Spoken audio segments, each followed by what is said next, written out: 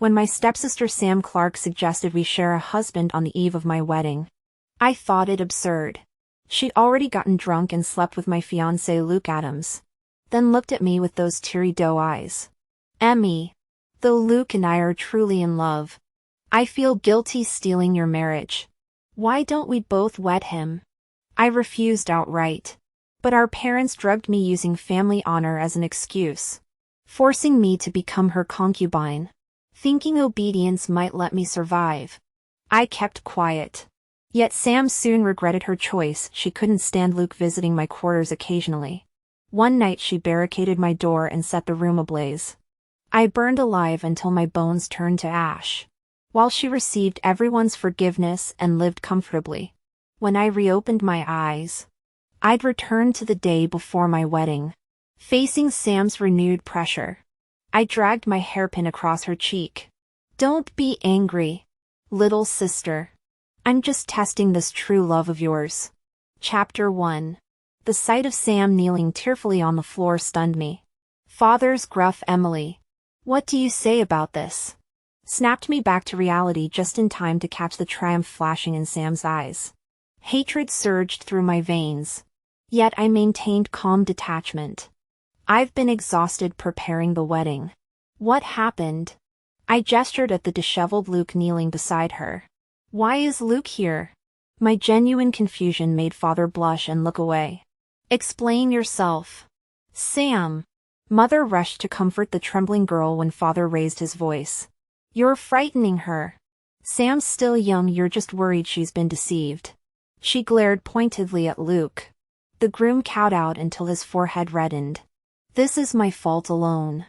I'll take responsibility. Sam tearfully caressed his injury. Does it hurt, Luke? Let me help. Their tender moment made me sip tea indifferently, drawing Sam's sidelong glances, breaking their hand clasp. Sam wept dramatically. Emmy. I only wanted to say goodbye properly before he becomes my brother-in-law tomorrow. We drank too much. She lunged at a pillar but tripped into Luke's arms instead. Luke glared at me while comforting her. Direct your anger at me. Emmy. Sam's done nothing but consider your feelings. Must you torment her? He spoke with such righteous indignation, as though I'd committed some unforgivable crime. Yet had I not saved his life, he wouldn't be here spouting nonsense today. When I was 15, during an outing, I rescued Lucas Adams who'd been ambushed by bandits. Even cowering behind trees clutching his books, his striking handsomeness stood out. Amused, I teased. What fine young gentleman is this? Such comely features. Why not come be my mountain fortress bride? Luke froze, staring at me wide-eyed before hastily composing himself. Lucas Adams.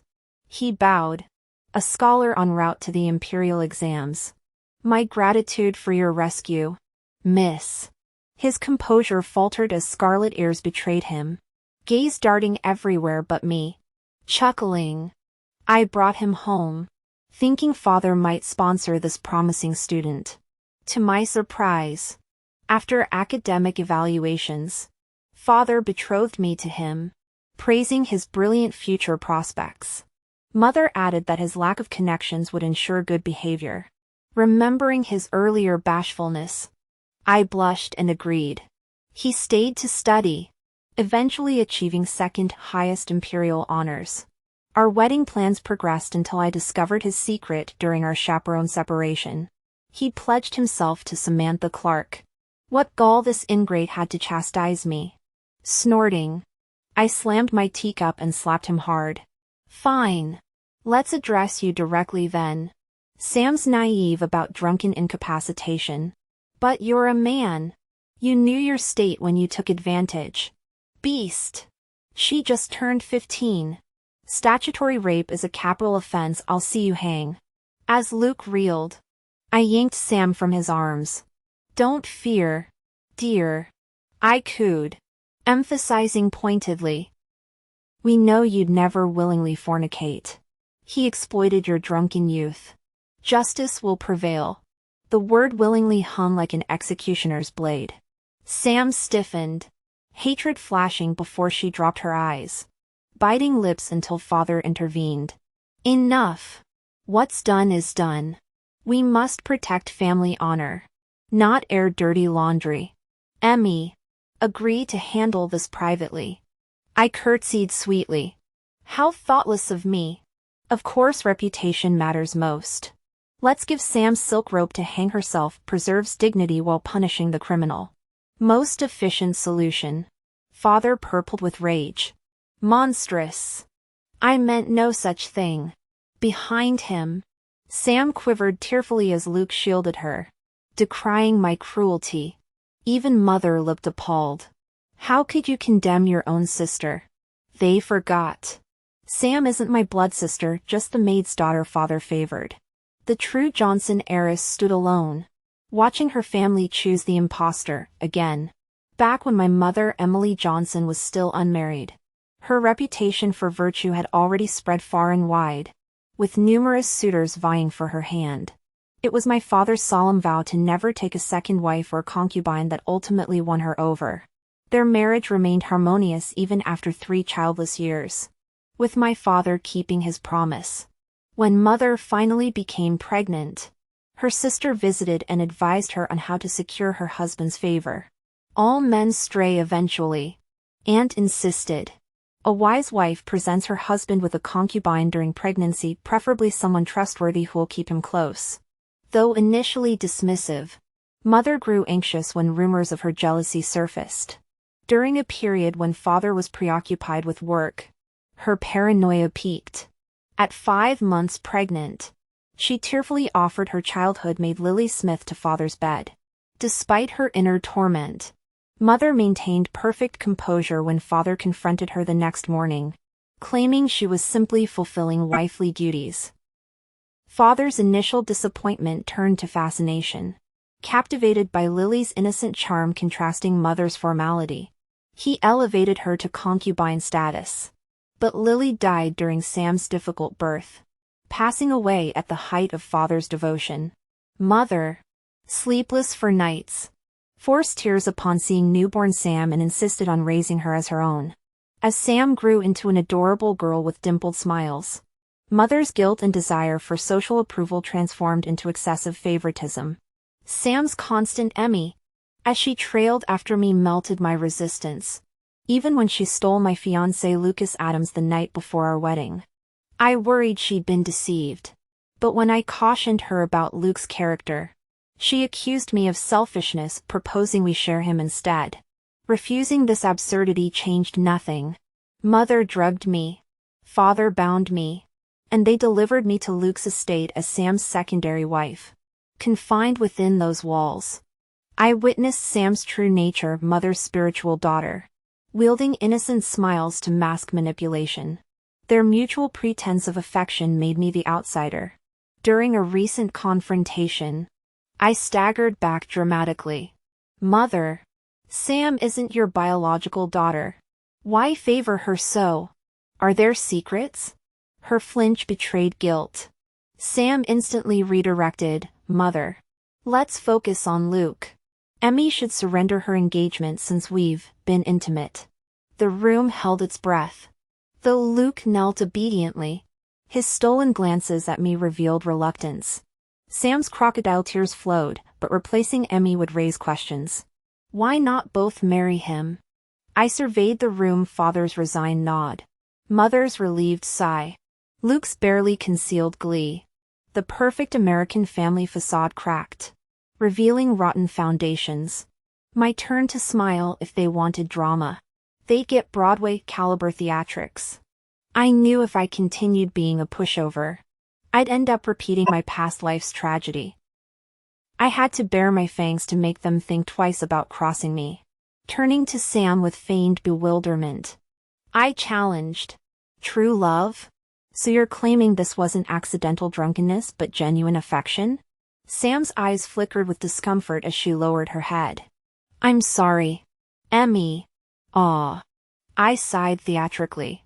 But after this incident, Luke's character proves unworthy of lifelong commitment. Are you certain this is mutual affection? Sam? Let me help verify. As Sam hesitated, I swiftly pulled the gold hairpin from my bun and slashed it across her cheek. Her piercing scream filled the room, blood seeping through her fingers. The hatred she'd concealed now burned openly in her visible eye, wiping blood spatter from my cheekbone. I smirked. "Don't glare, darling. Simply testing your true love theory. If Luke still marries you disfigured, we'll know it's not just lust." Seizing her wrists, I forced the gruesome wound into Luke's view. The groom paled and stumbled backward, yet managed to croak. "No matter Sam's appearance. She's my chosen bride." His shifty eyes betrayed the hollow declaration. "How touching!" I applauded sarcastically. "Such devotion deserves undivided commitment. I'll graciously withdraw. May your marriage last centuries with perfect harmony." The mocking blessing snapped my parents to action. Mrs. Johnson rushed to comfort Sam while Mr. Johnson hurled teacups at me, roaring, "Monster! How dare you maim your sister? Fetch the discipline rod. 50 strikes." The steward hesitated, knowing such punishment meant death or crippling. When Mrs. Johnson coldly insisted, "Not one stroke less," he approached me pleading with his eyes for dramatic protest. I smiled gratefully but declared, "Why should I submit?" Scanning their venomous faces, I dropped my trump card. I belong to Alex now. "Who dares touch me?" The name Alexander Grant froze the room. The Grant legacy of battlefield carnage preceded him, the young lord who'd slaughtered his way through enemy capitals, filled palace courtyards with severed heads, and made ministers soil themselves during royal audiences. No one challenged the demonic war hero's claimed property. No one dared to object. The military officials would cheer, while the civilian officials who'd never witnessed battlefield horrors fainted on the spot, my father among them. He soiled himself in terror and burned with fever for 3 days. Since then, the name Alex Grant became forbidden in our household. When I deliberately spoke it aloud, everyone paled. Father trembled uncontrollably, fear etching his features. The standoff continued until Sam broke the silence. "Sister, I know you resent me for taking Luke from you. You slashed my face. But I forgive you. Yet how could you invoke Alex Grant's name to escape punishment? You've never even met him. Don't you realize if he hears your slander?" She miscalculated. Though cleverly framing my motives and stoking father's anger, she underestimated his cowardice. Even suspecting my bluff, father couldn't risk Alex's wrath. He glared at his illegitimate daughter. "Confine Emmy to the ancestral chapel. No one enters or leaves until I permit it." The lenient punishment displeased Sam. Feigning concern, she touched her bandaged cheek. The night chill might. "Enough!" Father snapped, refusing to look at her injury. Sam's eyes flashed with frustration. She'd finally understood until father verified my connection to Alex Grant. The Johnson family couldn't touch me. I smiled faintly at her muttered repetitions of Alex Grant. Let her investigate. Our childhood encounter would surprise her. Years ago during the Lantern Festival, I'd found a frail boy drowning in the palace ice pond. Though small myself, I hauled up the future general using a pole.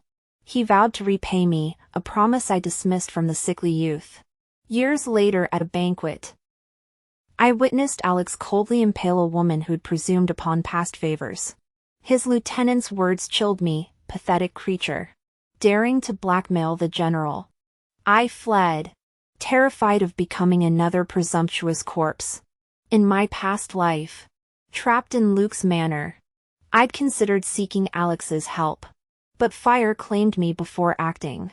As flames consumed me, I heard Luke argue with Sam. Alex warned me to treat Emmy well.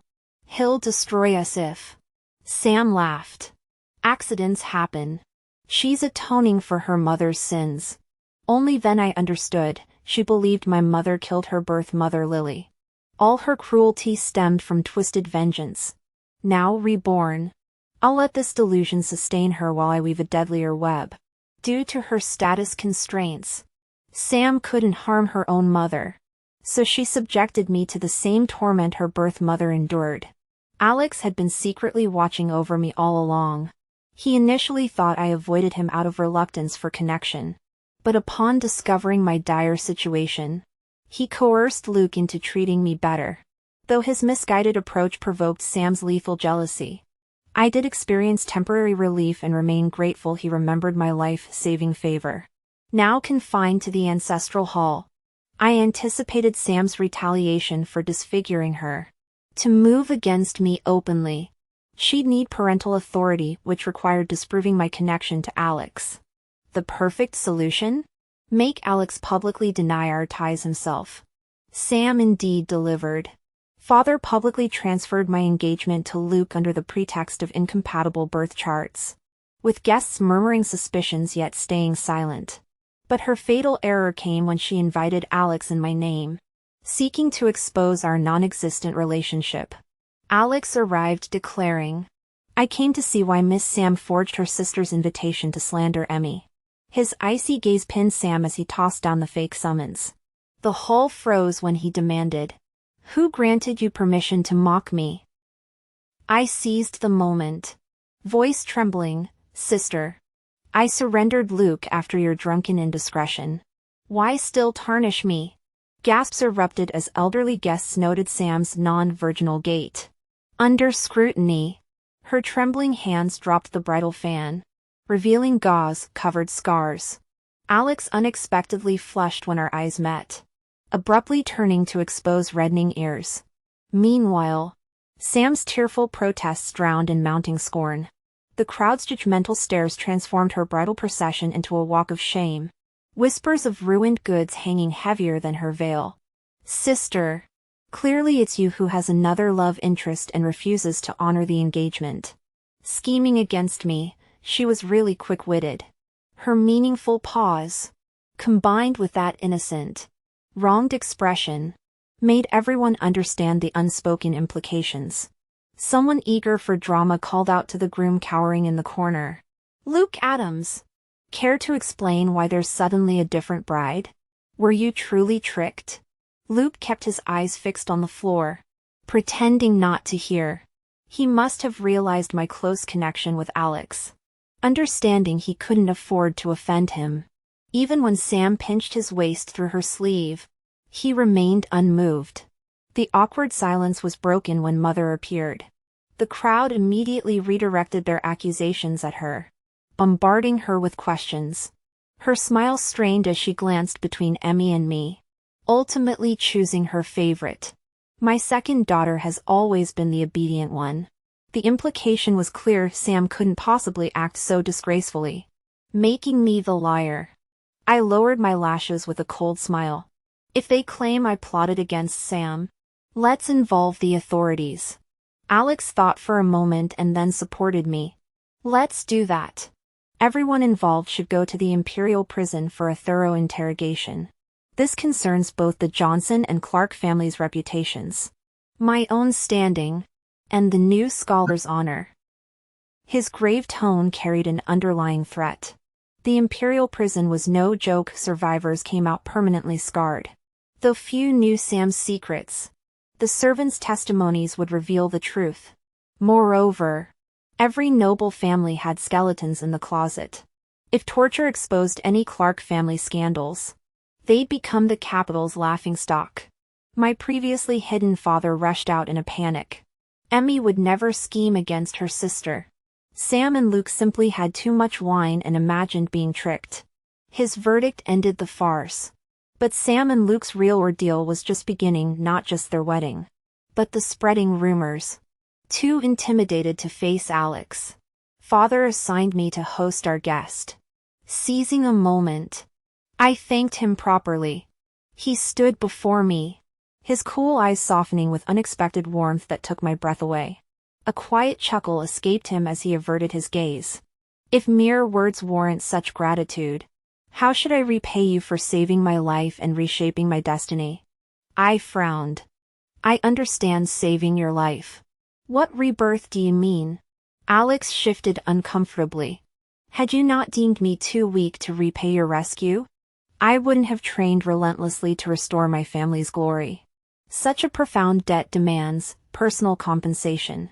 His lashes fluttered violently as emotions swirled behind his gaze. My breath caught. You can't mean. Why not? He murmured. I'd never imagined Alex's affection. Our only proper interaction had been when I rescued him from drowning years ago. Could it have been love at first sight? But how old was I then? Was this some peculiar fixation? Under my suspicious stare, Alex's jaw tightened. Regaining his composure, he changed the subject. Emmy, you don't belong here. Have you considered leaving the Johnson family? How could I not think about it? Ever since I opened my eyes yesterday and realized I'd been reborn, I've been constantly planning how to leave the Clark family. But under current laws emphasizing filial piety, severing ties without justification would violate both legal and moral codes. I had to proceed cautiously. Alex Grant fell silent. Have you considered alternative methods? I looked up blankly. A spark of amusement flashed in Alex's eyes as he straightened his posture. For instance, marrying me. My eyes widened. Then I suddenly realized this was brilliant. Marriage offered the cleanest escape from the Clarks. Rather than gamble on strangers. Choosing Alex made perfect sense. He owed me a life debt. Possessed integrity. And as long as I didn't sabotage myself, I could live securely. My father would never seek contact after my marriage, effectively achieving separation anyway. Alex continued. My parents are deceased. As sole heir to the Grant dukedom, you'd become mistress of the household immediately. I've no interest in affairs or concubines. You'd be my only companion. His gaze turned fierce. Most importantly, my political influence ensures no one would dare mistreat you again. Tears welled in my eyes. No one knew about the 1,000 plus days trapped in Luke's mansion during my previous life, enduring Sam's whims. Being ordered about by her maids. Washing her feet nightly. Even fighting dogs for scraps. Alex's offer struck directly at my deepest yearning. Before rational thought returned, I choked out yes. Alex's hand twitched toward my hair before retreating. I'll request the Emperor's marriage decree immediately. He departed hastily, leaving guards who I promptly redirected to monitor Sam. The nightly reports proved satisfying. Sam's wedding night had gone disastrously. Luke bedded her maid instead. When she protested, Luke sneered that her face disgusted him. Agent Chu Lu noted Sam now watched Luke with murderous eyes. Yet my mind wandered. Why hadn't Alex returned after 2 days? Had something gone wrong? Does Chu Yi know Alex's status? I blurted. Chu Lu blinked. The general instructed us to notify him immediately if you inquire. Shall I contact Chu Yi? Heat flooded my cheeks. No need. It's only been 2 days. I don't want to seem eager. Chu Lu grinned. Understood, madam. But General said if you whisper his name 30 times, he'll appear instantly. Works every time with Chu Yi. This was probably just a trick to comfort children. I didn't take it seriously. But lying in bed that night, I found myself tossing and turning. Before I knew it, I was whispering Alexander Grant's name. When I reached the 29th repetition, I stared at the pitch-black empty bedroom and chuckled at my own foolishness. How could I possibly think Alex would actually appear? Unexpectedly, Alex's calm voice sounded the next second. I heard Emmy missed me. I bolted upright, gaping at his sudden appearance. He was lighting candles with a fire starter, the warm glow gradually illuminating the darkness. Towering gracefully, his lips curved into a smile as starlit eyes locked with mine. Feeling my heartbeat accelerate, I stammered. How did you get here? Dare I disobey my wife's summons? Alex chuckled lowly. Approaching, I noticed his slightly heaving chest and damp hairline. Evidence of his hurried journey. Warmth bloomed in my chest as I awkwardly averted my gaze. Since when did you become such a tease? The wife address must have come from that blabbermouth Chulu. I should have corrected him earlier instead of facing this embarrassment now. Alex seemed unfazed, pulling me into an embrace with a contented sigh. Regarding my wife, I'm always serious. Blushing furiously, I tried pushing him away when Chulu's voice carried through the window. Good thing I reported promptly so the general could embrace his lady. This deserves a reward. Chu-yi, how about sleeping with me tonight? My protest overlapped with Chulu's proposition. Alex's shoulders shook with suppressed laughter. Chulu's been afraid of the dark since childhood. Chu-yi used to stay with him. But he's already 20. I frowned, forgetting I still nestled against Alex's chest until meeting his smoldering gaze. After a prolonged silence, his Adam's apple bobbed. Does my wife fear darkness? Need company? Absolutely not. I shoved him away, diving under the blankets. Go rest. He remained seated beside the bed, explaining earnestly. I did petition the palace for marriage approval. His Majesty demanded full details of our courtship before releasing me. The decree's finalized, it'll arrive tomorrow. My steady breathing answered him. Since being reborn from a fiery death, I'd feared sleep, terrified this might be an illusion. Yet with Alex here, unexpected peace weighted my eyelids. As drowsiness claimed me, the mattress dipped slightly. Warm arms encircled me. You're not as afraid of me as I thought. His whisper tickled my ear. My wasted years are unforgivable. Snuggling instinctively, I mumbled sleepily. Alex tightened his embrace with a soft chuckle. Rest well. I'll keep watch. Blushing even in slumber, I drifted off securely cocooned in his arms. Early in the morning, Chulu reported that Sam had been active overnight. She planned to drug me during today's homecoming visit and frame Luke. She resented me for ruining her looks and reputation, and hated Luke for sweet-talking her before marriage only to discard her afterward. Aiming to kill two birds with one stone, she'd also arranged for her cousin to pose as a Grant family servant.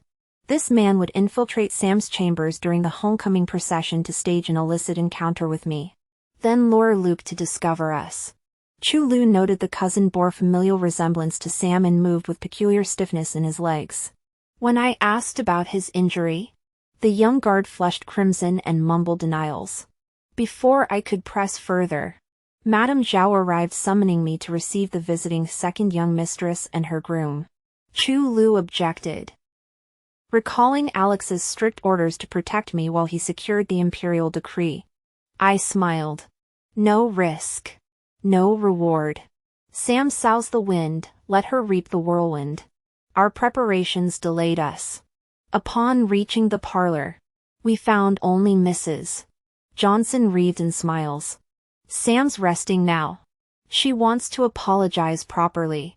My mother trilled, grasping my arm. The facial scarring was excessive.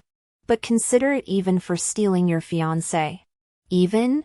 After a life was lost? I bit back bitter laughter as she dragged me toward Sam's quarters. Sam reclined dramatically, her marred face artfully displayed. Mother cooed assurances of reconciliation while Sam rose with poisoned sweetness. Let me make amends with tea. Sister. I accepted the cup but lingered by the window to lament our fractured bond. My jealousy over Luke was unforgivable. As my body blocked view, Chulu swapped the tainted teacup. I drained it dramatically. Sam's triumph shone as she dismissed Mother. Apologies require demonstrations. She sneered, signaling her cousin from the wardrobe. The pair moved to assault me, only to collapse under Chulu's swift strikes. We deposited the unconscious Luke beside them, force-fed the drugged tea, and retreated as their breathing quickened. The amorous cacophony peaked precisely as Alex arrived with imperial heralds. Tradition forbade marital relations during homecoming visits, deemed disastrous for family fortunes. My parents paled at the scandalous noises but dared not interrupt. The eunuch arched an eyebrow through the decree reading. Lord Johnson. He remarked acidly. Your household's vigor is most remarkable. Behind him, Alex's smirk promised private amusement later. As the emperor's trusted confidant for years. If word of this reached His Majesty, father would surely be accused of failing to maintain household discipline. This charge could be interpreted leniently or severely. But given the principle of self-discipline, family management, and governance, how could anyone trust a man who can't control his own household to serve the nation? Father's face turned crimson with rage after seeing off the imperial envoy. He kicked open Samantha Clark's door, only to choke on his own breath at the sight of three pale, entangled figures on the floor. The situation worsened when Alexander Grant produced irrefutable evidence of Sam's plot against me, each piece more damning than the last. This was no longer a private family matter.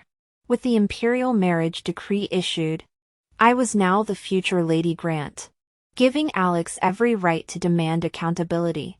Though father had always doted on Sam, his affection evaporated when her actions threatened his reputation. He ordered poisoned wine brought forth, only to be stopped by mother. She's Lily's only child, mother pleaded. Her expression conflicted as she shielded Sam. Spare her for Lily's sake. The tense moment shattered when Sam shoved mother to the ground, screaming, Stop your hypocritical act. You killed my mother. How dare you speak her name? As mother lay stunned, father's brow furrowed. Who told you this? The answer came from Sam's cowering uncle in the corner.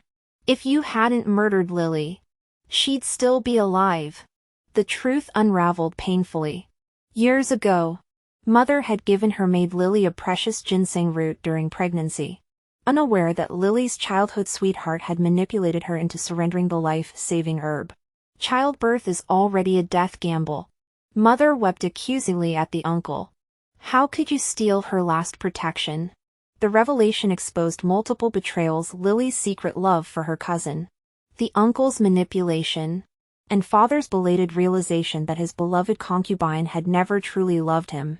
In his humiliation, father ordered the uncle beaten to death. As for Lucas Adams, the newly appointed Hanlon Academy scholar, let the emperor judge his moral failings, father declared coldly. Sam sat catatonic amidst the wreckage, her world destroyed by the very truths she'd sought to weaponize. Against all reason, mother still pleaded for mercy towards the daughter who'd tried to kill me, perhaps out of guilt, perhaps out of love for the ghost of the loyal maid she'd failed to protect. Samantha Clark once saved my life. Emmy is the only bloodline she left behind. Mother, can't you spare her for Lily's sake? Even after learning of her deeds, you still chose to stand by her. And what about me? Was I meant to be trampled upon? I bit my lip hard before finally asking, Mother, I'm your flesh and blood. Have you ever favored me? Even once? Her gaze drifted past my face to settle on Sam. You're unharmed, aren't you?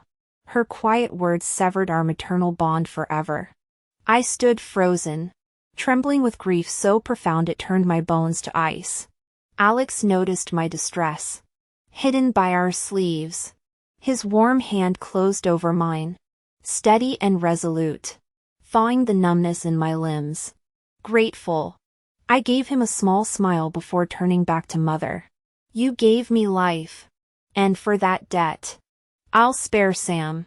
But mark my words, if she crosses me again, there'll be no mercy. I left without looking back, with the royal marriage decree issued and Alex indifferent to formalities. I moved directly into Grant Manor. The fate might force me to revisit Johnson family affairs. My heart now regarded them as strangers. Epilogue. The scandal spread like wildfire. Luke lost his official post and turned his rage on Sam. Their public brawl became the capital's favorite spectacle within hours. When Luke declared himself seduced by that harlot and vowed to divorce her, the crowd reveled in the drama. I paid no mind to their squabbles. Alex's and my wedding day had arrived.